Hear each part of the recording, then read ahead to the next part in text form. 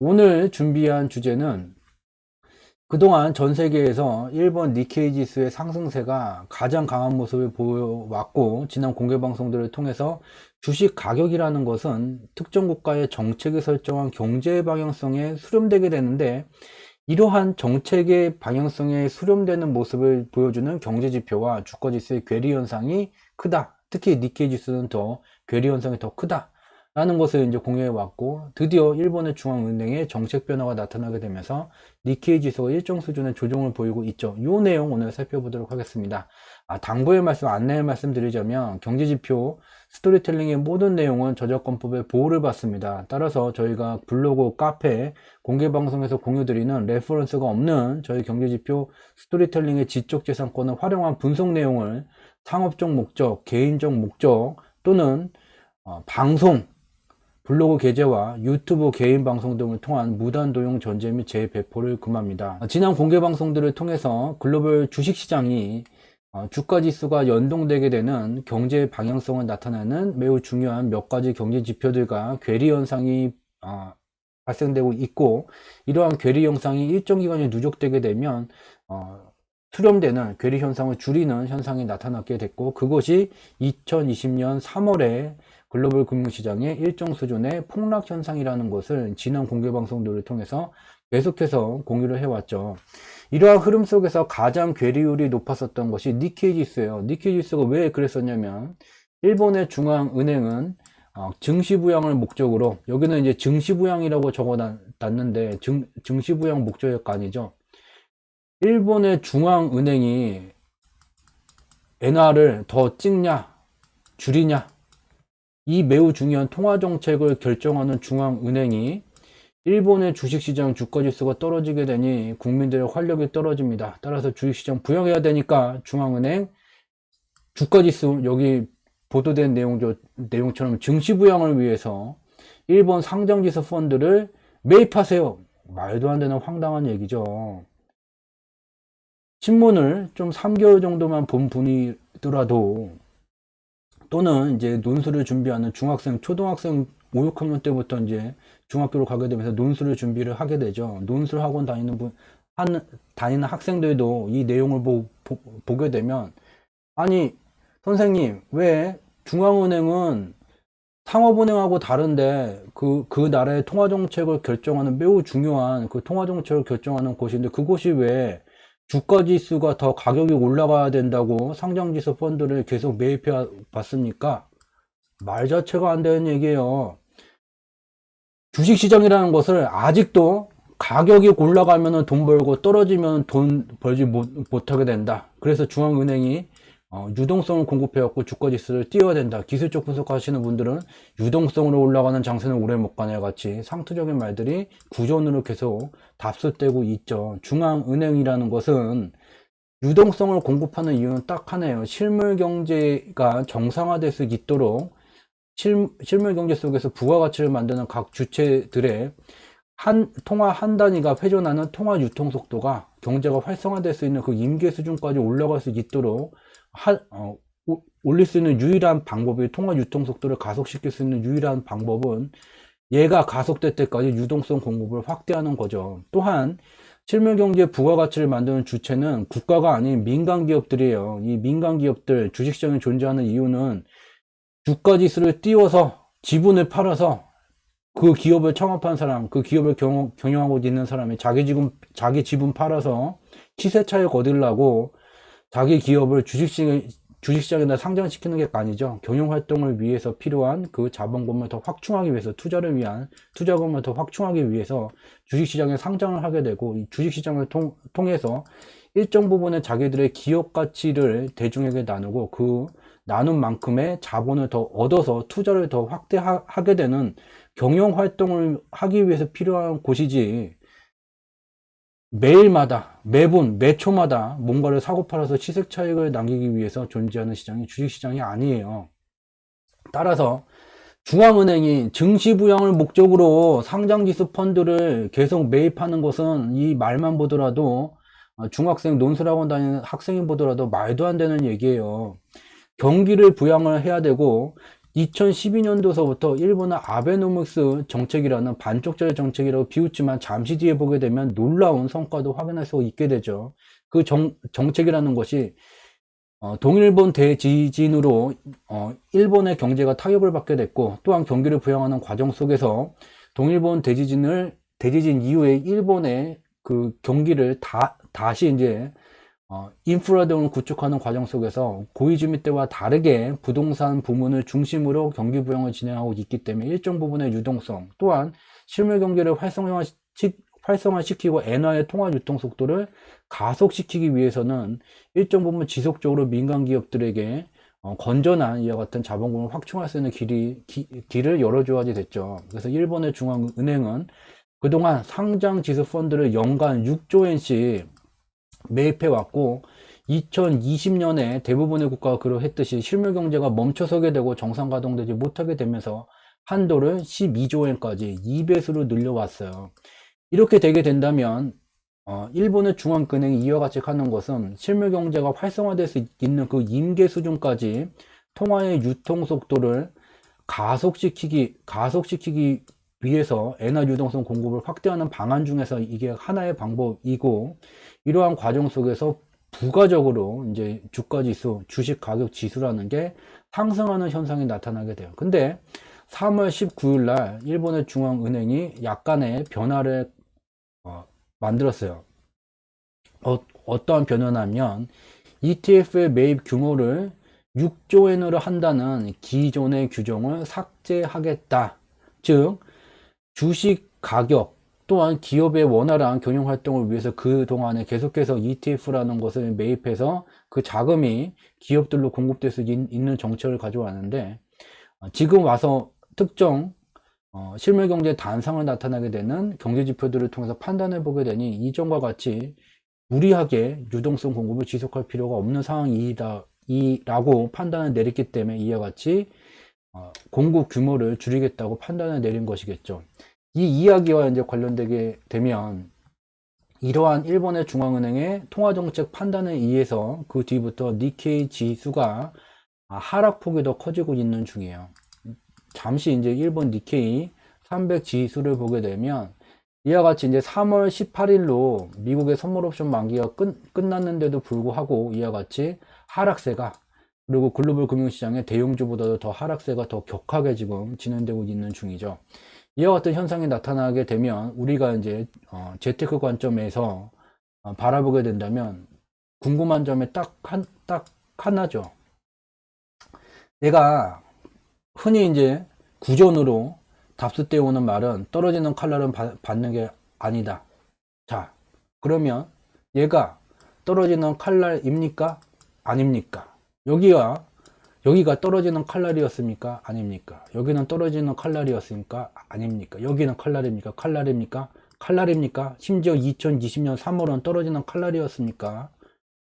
이와 같은 의문이 생기게 되죠. 이 말을 좀 더 구체적으로 말로서만 설명을 하게 된다면, 조정이 나오는 게 중요한 게 아니라 조정이 나온다면 얘가 가야 될 길이 더 많이 남았다면 이와 같은 조정 시기가 매우 중요한 진입의 기회가 되는 것이고, 만약 끝물까지 갔는데 조정이 나오는 거라면 그동안 과도하게 올라왔어요. 끝물까지 가서 조정이 나오는 거라면 여기는 진입해서는 안 될 구간, 리스크 관리를 철저하게 해야 되고 다 빠져나와야 되는 그러한 상황이 되게 되는 거죠. 즉, 이 말을 좀 더 명확하게 표현을 한다면 니케이 지수의 수명 주기가 존재를 한다면, 영어로는 라이프 사이클이 존재를 하게 된다면 이 수명 주기가 노인까지 가서 이제 생을 마감하는, 아름답게 마감해야 되는 그 시기에 와 있는 건지, 아니면 태어나서 성장하고 있는 성장기에 와 있는 건지, 성장기에서 조정기라면 기회가 될 것이고, 끝물에서 조정이라면 이제 마지막을 아름답게 준비를 해야지 되겠죠. 그것이 가장 궁금한 내용이 되게 되지, 조정이 진행되고 있니 아니니는 그 다음에 부가적인 별로 중요하지 않은 얘기가 되게 돼요. 그래서 이것을 이제 숫자로 표현된 경제 지표를 보게 되면 결국 요거예요. 일본의 경제의 방향성에 수렴하는, 즉 일본의 경제 정책이라는 것은 수년간의 일본 경제의 방향성을 설정하게 되고, 일본 경제의 방향성에 일본의 금융시장 방향성이 수렴하게 돼요.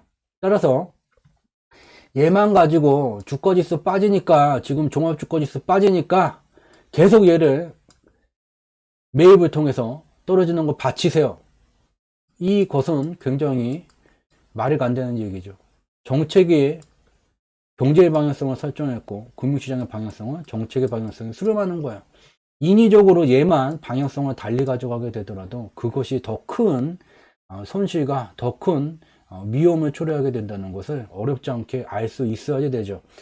일본 경제의 방향성에 수렴해온 일본의 주가 지수를 보게 되면 여기가 녹색 선으로 나타나는 게 수명주기예요. 앞서서 말했었던 조정이 나오는 것이 중요한 게 아니라 수명주기가 존재를 한다면 그 수명주기 상에서 어느 위치에서 조정이 나오는지를 봐야지 그것이 기회인지 위험이 되는 시기인지를 명확히 판단할 수 있게 되겠죠. 일본 니케이 지수의 수명주기는 밑에서부터 태동기, 성장기, 성숙기, 쇠퇴기로 구성이 되게 돼요.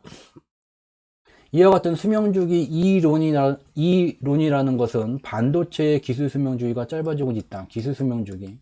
스마트폰의 제품 수명주기가 짧아지고 있다. 제품 수명주기와 같이 사회과학에 속하는 방법론으로 여러 학문 분야를 통해서 꽤 오랜 기간 그 타당성과 신뢰성이 검증이 되어져 왔고 사회과학에 속하기 때문에 철학에서 말하는 생로병사와 같은 또는 불교에서 말하는 윤회의 원리와 동일한 방법론입니다. 따라서 그러나 이와 같은 이제 수명주기 이론이라는 것을 이와 같이 경제지표를 분석하는 과정 또는 주식 가격지수를 분석하는 과정에 명확한 이론적 백업을 바탕으로 방법론을 만들고 설정해서 분석하는 이와 같은 과정은 저희 경제지표 스토리텔링의 지적재산권에 해당된다는 점을 다시 한번 강조해서 말씀을 드리고요.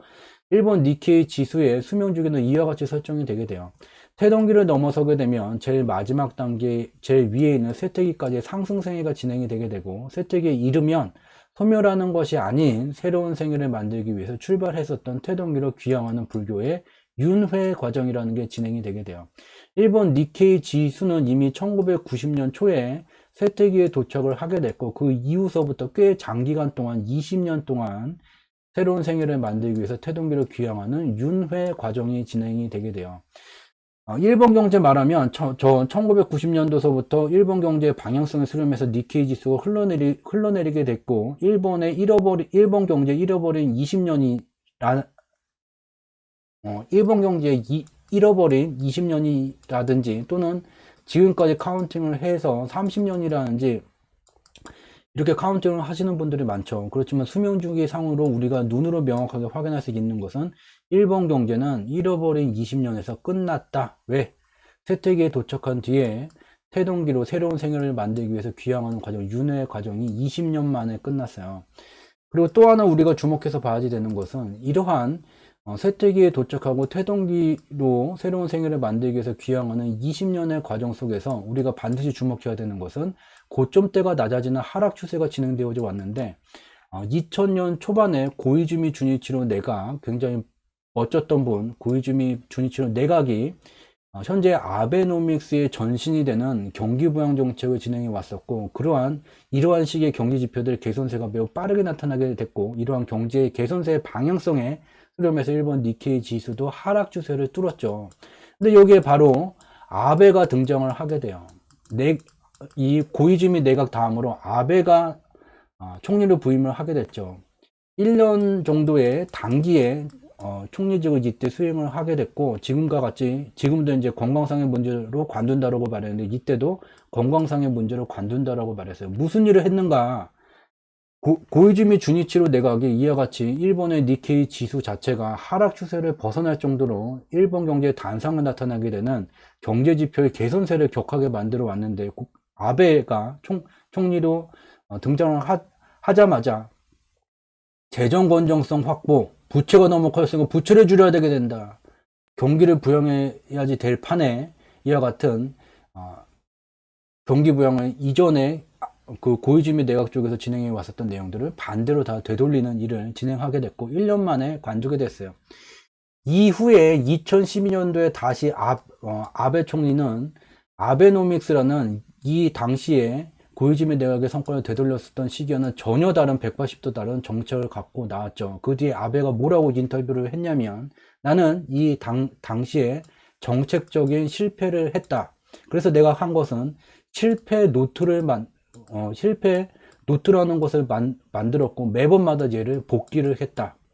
이러한 복귀를 통해서 나타난 게 아베노믹스 정책이에요. 기준금리를 충분히 낮추고 건설업을 기반으로 일본의 경기 부양을 해오는 아베노믹스 정책을 진행하게 됐죠.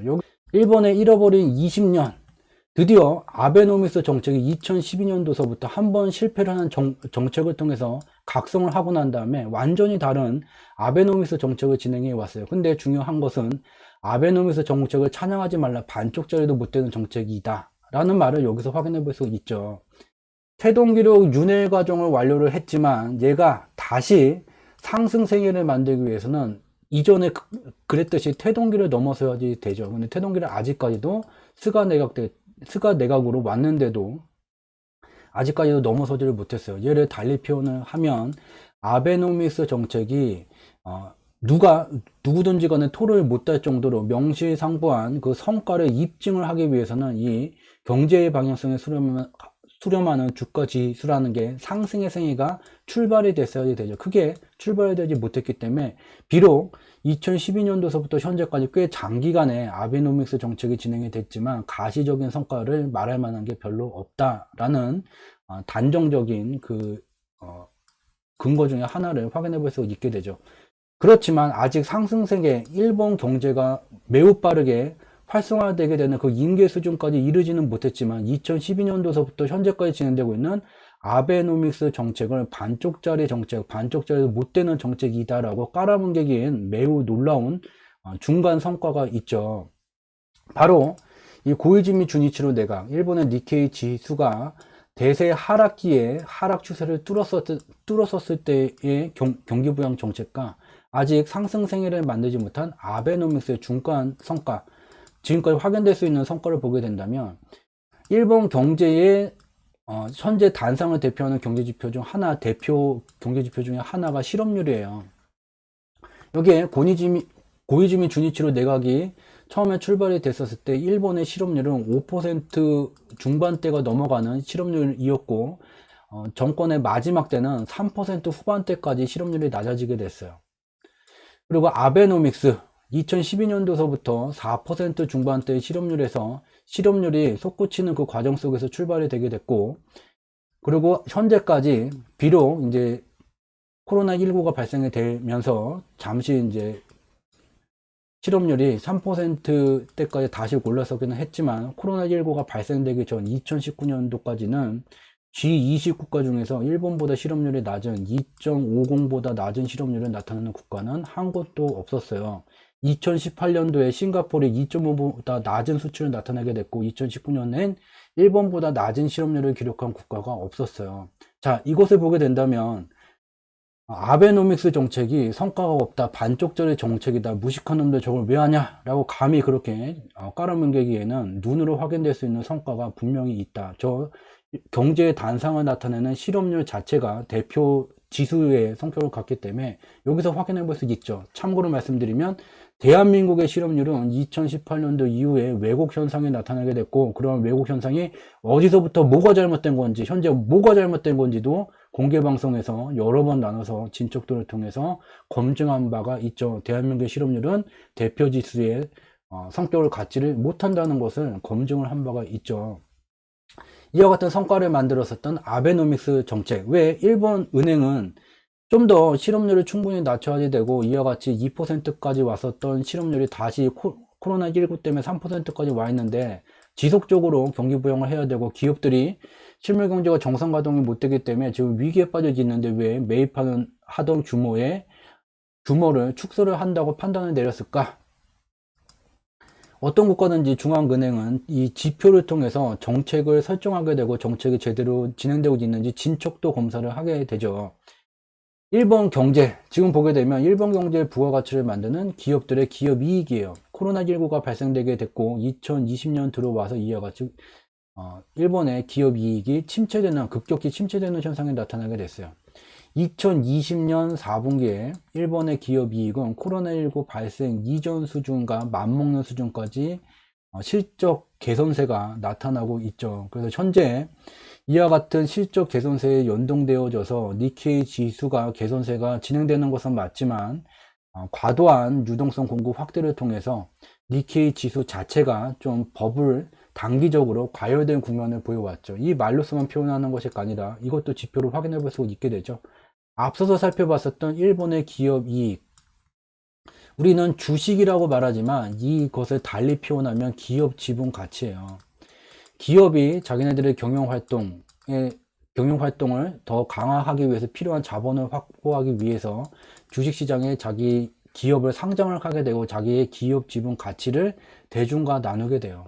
이것을 바로 다른 표현으로는 주식이라고 말하죠. 따라서 일본의 기업 이익이 여기에 파란 선으로 나타낸 일본의 기업 이익이 증가세를 나타나게 된다면 당연히 기업 지분 가치, 니케이 지수, 주식 가격 지수가 상승이 돼야지 되겠죠. 일본의 기업의 이익이 침체되는 기간에는 당연히 기업 지분 가치, 주식 가격 지수 침체돼야지 되겠죠. 파란색 선 올라가면 검은색 선 올라가, 파란색 선 내려가면 검은색 선 내려가. 근데 매우 중요한 현상이 2020년 3월에 발생이 되게 됐죠. 지우고 다시 보게 되면 파란색 선 일본의 기업이익이 하락 추세 내려가. 근데 검은색 선 주식가격 지수 혼자 왜 올라가? 내려와야지. 일정 기간에 변동성, 주식시장의 변동성이 발생이 되게 됐지만 변동성이 누적되게 된다면 결국은 방향성에 수렴하게 된다는 것을 우리는 이미 2020년 3월에 경험해 봤어요. 그 다음에 좀 어디에 와 있는가? 파란색 선으로 나타낸 일본의 기업 이익은 고점대가 낮아지나 하락 추세를 돌파를 못했어요. 근데 검은색 선으로 나타낸 니케이 지수는 계속해서 상승세가 강화되고 있는 중이에요. 이전과 같이 괴리 현상이 계속 유지되어 오고 있었고 일정 기간의 변동성이 누적되게 된다면 이 괴리 현상이 이와 같이 사라지게 되는 현상, 변동성의 방향성이 수렴하게 되는 현상을 우리는 눈으로 확인할 수 있게 되죠. 이와 같은 괴리를 키운 것 중에 일본의 중앙은행의 역할이 컸고 일본의 중앙은행은 현재 2021년 1분기가 끝나는 이 시점에 일본 경제의 단상을 나타나게 되는 주요한 경제 지표를 보게 되면 파악하게 되면 이전과 같은 과도한 유동성 공급 확대를 지속할 이유가 없다라는 것을 판단을 내린 거죠. 의사결정을 내린 거죠.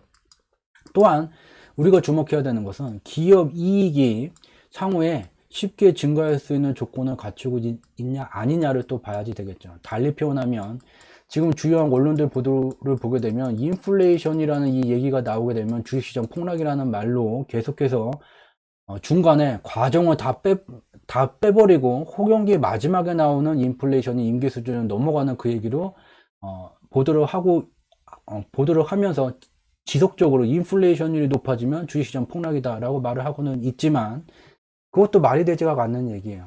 기업 이익이 쉽게 증가되기 위해서는 이전과 작년, 올해 이전과 동일한 물량을 판매를 하더라도 매출액이 증가될 수 있는 조건이 있죠. 즉 유동성이 많아지게 되면서 돈의 가치가 내려가게 되고 돈의 가치가 내려가게 되니 돈의 가치로 값어치를 측정하게 되는 물건들의 가격이 올라가는 현상이 나타나요. 물가가 올라가는 현상이 나타나요. 다른 말로 인플레이션율이 올라가는 현상이 나타나게 돼요. 인플레이션율이 급격하게 아닌 점진적으로 임계 수준 전까지 올라가는 과정 속에서 민간 기업들은 이전과 동등한 물량 또는 이전보다 더 적은 물량을 판매를 하더라도 인플레이션율의 상승에 의해서 물건 가격의 상승 현상에 의해서 매출액이 이전 연도와 동등 또는 이전 연도를 넘어서게 되는 기업 성과가 증가되는 효과가 나타나게 되죠. 그래서 이 기업이익에 영향을 주게 되는 인플레이션율도 보게 되면 앞서서 설명한 바와 같이 물건의 가격이 올라가게 된다면 이전보다 다소 적은 물량을 판매를 하더라도 기업 성과가 좋아지게 되니 기업 지분가치 따라서 주식 가격 올라가. 파란색 선 내려가면 검은색 선 내려가. 파란색 선 올라가면 검은색 선 올라가. 똑같이 연동되고 있는 것을 직접 눈으로 확인해 볼 수 있게 되고 매우 상식적인 원인과 결과 분석 내용이 되게 되죠. 파란색 선 내려가는데 검은색 선 왜 자꾸 올라가? 괴리가 여기도 있다는 것을 알 수가 있어요.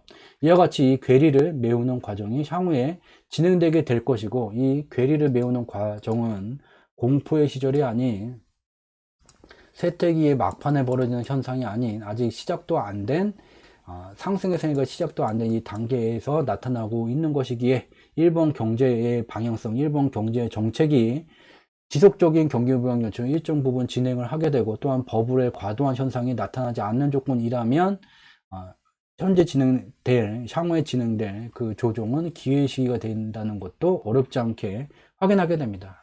여기까지가 저희가 준비한 오늘 공개방송 내용이었습니다. 공개방송이 화요일, 목요일 밤에만 진행을 하게 돼요. 그래서 이제 월, 화, 수, 목 중에는 이와 같은 네이버에다가 이제 경제지표 스토리텔링이라고 검색어를 치시게 되면 블로그에 이와 같은 클릭을 하게 되면 저희가 운영하는 블로그 경제지표 스토리텔링 우리가 사는 세상 바로보기라는 블로그가 나오게 돼요. 그래서 매일 2개 정도씩 그날 이제 분석한 내용을 올려드리게 되고, 블로그에는 매우 단편적인 얘기만 좀 분석한 내용을 공유를 하게 되고요. 여기에 이제 연관 검색어에 보게 되면 주상지라고 여기 조회가 돼요. 조회수가 좀 이제 많아져갖고 연관 검색이 되고요. 여기에 이제 주상지를 클릭을 하게 되면 여기에 세 번째 거 얘를 이제 클릭을 하게 되면 저희가 운영하는 카페 주상지, 주가를 상승시키는 경제지표 카페가 연결이 되게 되고, 여기에 올리는 시황은 블로그에 공유된 것보다 좀 더 심층 분석, 인덱스 리뷰가 된 내용이 올라오게 돼요. 그래서 이와 같은 블로그 내용을 통해서, 블로그와 카페를 통해서 매일마다 그 분석된 내용을 참고를 하실 수 있는 자료를 제공드리고 있다는 점 참고로 말씀드리도록 하겠습니다. 오늘 준비한 내용은 여기서 마치고, 매번마다 평일날 늦은 시간까지 돈을 투자하는 것보다 본인의 시간을 평일에 밤 늦은 시간을 투자를 하는 것이 더욱더 값어치 있고 소중한 것이라고 저희는 판단합니다. 그래서 매번마다 밤 늦은 시간에 진행된 저희 공개방송에 참여해 주신 분들을 위해서 지독, 중독, 고독의 3독의 정진을 통해서 조금이라도 도움될 수 있는 양질의 콘텐츠를 공유드리고자 늘 노력하고 있다는 점 참고로 말씀을 드리고요. 저희가 진행하고 있는 고독, 지독, 중독의 3독의 정진의 마지막 단계는 여러분들의 구독이 된다는 점도 참고로 말씀을 드리면서 저는 이만 물러가 보도록 하겠습니다. 저는 다음 주 화요일 밤 10시에 조금이라도 도움될 수 있는 양질의 콘텐츠를 갖고 다시 찾아뵙도록 하겠습니다. 늦은 시간까지 함께 참여해 주셔서 진심으로 감사드리도록 하겠습니다. 고맙습니다.